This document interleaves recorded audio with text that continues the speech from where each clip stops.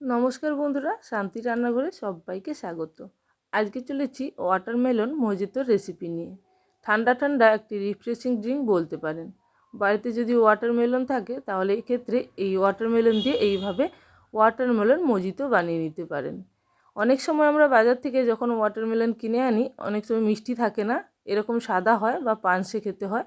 সেক্ষেত্রে আমরা পুরো ওয়াটারমেলনটাই ফেলে দিতে চাই।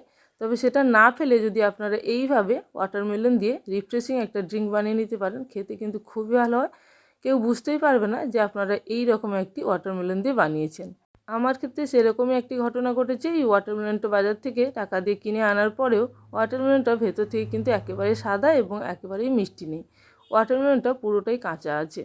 তো এই ক্ষেত্রে আমি এই রেসিপিটি বানিয়ে নিয়েছিলাম এবং খেতে কিন্তু খুবই দুর্দান্ত হয়েছিল। আর আপনারা যদি এরকম না করতে চান তাহলে বাজার থেকে একেবারে লাল দেখে ওয়াটারমেলন এনে সেটা থেকেও বানিয়ে নিতে পারেন, সেটাও কিন্তু অ্যাকচুয়ালি খেতে খুব ভালো হয়।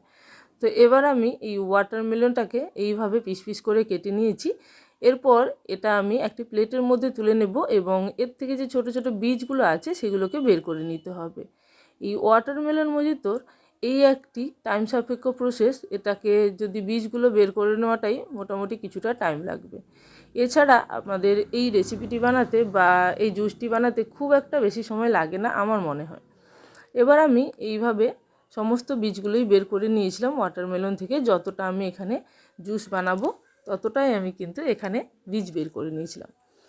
এরপর ওয়াটারমেলনগুলোকে আমি একটি প্লেটের মধ্যে যেহেতু রেখেছিলাম, সেই প্লেটের মধ্যে রেখেছি বীজগুলোকে বাদ দিয়ে। এবার এটিকে একটি মিক্সিং জারের মধ্যে দিয়ে ব্লেন্ড করে নিতে হবে। তাই আমি এখানে একটি মিক্সিং জার নিয়ে নিয়েছি। এই জারের মধ্যে আমি ওয়াটারমেলনটাকে ব্লেন্ড করব। শুধুমাত্র ওয়াটারমেলন দেব, এতে আর কিছু উপকরণও দেব, তবে জল দেব না। জল দিয়ে এটাকে মিক্সিং করার কোনো প্রয়োজন নেই। এমনিতে এর মধ্যে এত পরিমাণ জল থাকে যেটা এমনিতেই মিক্সিং হয়ে যাবে। তো আমি প্রথমেই এখানে দিয়ে দিচ্ছি বেশ কিছুটা পরিমাণে চিনি। দেখতেই পাচ্ছেন যেহেতু ওয়াটারমেলনটি সাদা তাই মিষ্টি নেই, তাই এখানে চিনি দিতে হবে। তার আগে আমি দিলাম কিছুটা ব্ল্যাক সল্ট, এরপরে দিয়ে দিচ্ছি বেশি পরিমাণেই চিনি।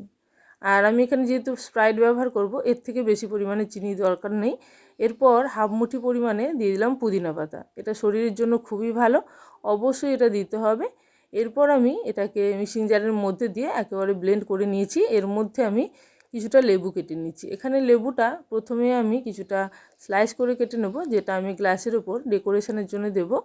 আর কিছুটা লেবু আমি চৌকো শেপে কেটে নেব, যেটা আমি নিগড়ে দেব বা জুস বের করে দেব।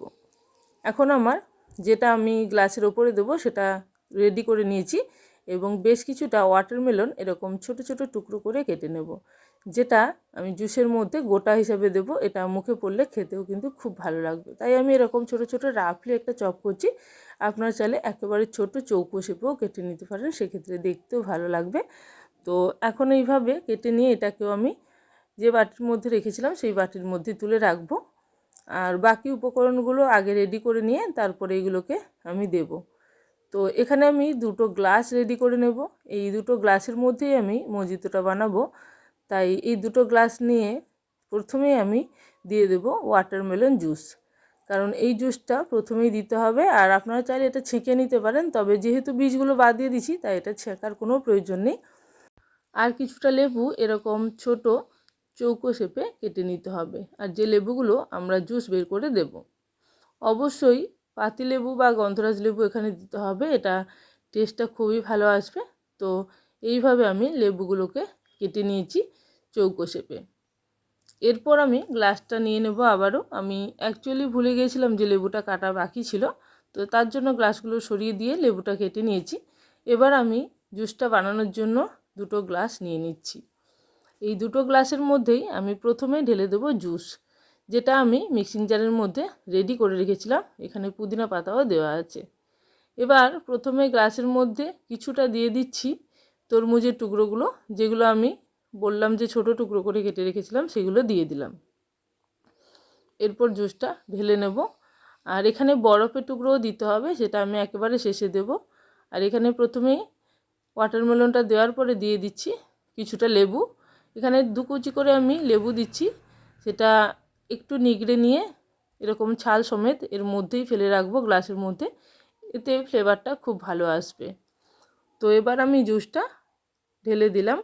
মানে যে পরিমাণ জুস বানিয়েছিলাম সেটা 2 গ্লাসের জন্য একেবারেই পারফেক্ট। দেখুন হাফ গ্লাস করে জুসটা ঢেলে দিয়েছি। এরপর আমি স্প্রাইট দিয়ে দেবো। এটা এই মজিতোর একটি স্পেশাল উপকরণ বলতে পারেন। এটা না দিলে মজিতোর টেস্ট কিন্তু খুব ভালো আসবে না, তাই অবশ্যই স্প্রাইট বা সোডা দেওয়ার চেষ্টা করবেন। এটা দিলেই টেস্টটা একেবারে ভিন্ন ধরনের আসবে, খেতেও কিন্তু খুবই রিফ্রেশিং হয়। এবার এটা দেওয়ার পরে আমি দিয়ে দেব কয়েক কুচি বরফ, কারণ আমি আগে বরফ দেইনি, আর যেহেতু স্প্রাইটটা কিছুটা ঠান্ডা ছিল তাই সেই বুঝে আমি দিয়ে দিচ্ছি বরফের টুকরোগুলো। এখানে 5 থেকে 6টি করে বরফের টুকরো দিয়ে দেব। বরফের টুকরোগুলো দেওয়ার পরে এর মধ্যে আমি দিয়ে দেব আরও কিছুটা স্প্রাইট, যেটা আমার দরকার ছিল, কারণ গ্লাসের মধ্যে অনেকটা বাবলস জমা হয়েছে, তাই জন্য আবারও কিছুটা পরিমাণে আমি স্প্রাইট দিয়ে দিয়েছি। এরপর আমি গ্লাসটাকে ডেকোরেশন করে নেব। তার জন্য কেটে রাখা লেবু এবং তরমুজের স্লাইসগুলো সাইড থেকে দিয়ে দেব। এইভাবে একবার ড্রিঙ্কটা বানিয়ে দেখুন, আশা করি আপনাদের ভালো লাগবে। ভালো লাগলে অবশ্যই কমেন্ট সেকশনে জানাবেন। তাহলে আজকের জন্য এই পর্যন্ত, আবারও চলে আসবো নতুন কোনো রেসিপির সঙ্গে। ততক্ষণের জন্য সবাই ভালো থাকবেন, সুস্থ থাকবেন। Thank you for watching my video.